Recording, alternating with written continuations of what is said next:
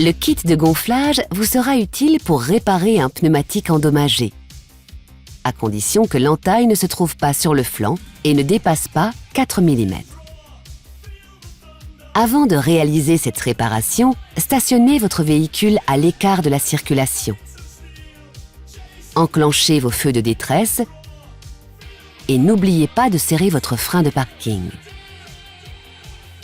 Le kit de gonflage se trouve dans le coffre. Selon le modèle, connectez ou vissez le tuyau du compresseur à la bouteille.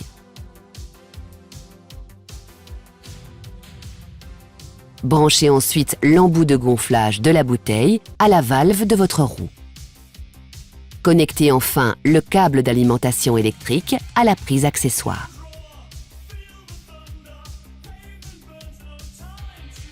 Vous trouverez les indications de pression de gonflage sur le champ de la porte conducteur. Mettez le moteur en marche, puis démarrez le compresseur jusqu'à atteindre la pression nécessaire. Si au bout de 15 minutes, vous n'arrivez pas à atteindre une pression minimale de 1,8 bar, cela signifie que la réparation n'est pas possible. Faites alors appel à un représentant de la marque. Si au contraire vous avez dépassé la pression préconisée, appuyez sur ce bouton pour la diminuer.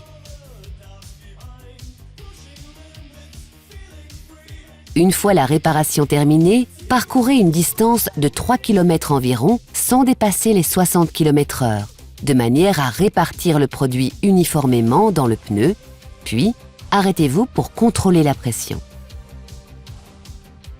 Notez que le contrôle de la pression des pneumatiques s'effectue toujours à froid. Si la pression est supérieure à 1,3 bar, mais inférieure à celle préconisée, réajustez-la à l'aide du kit de gonflage. Si la pression est inférieure à 1,3 bar, cela signifie que la réparation n'est pas possible.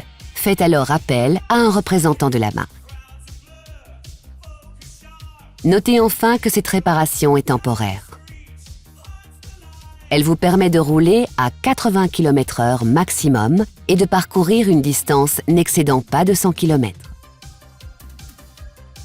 Il est indispensable de faire réparer ou remplacer votre pneumatique par un professionnel dans les meilleurs délais.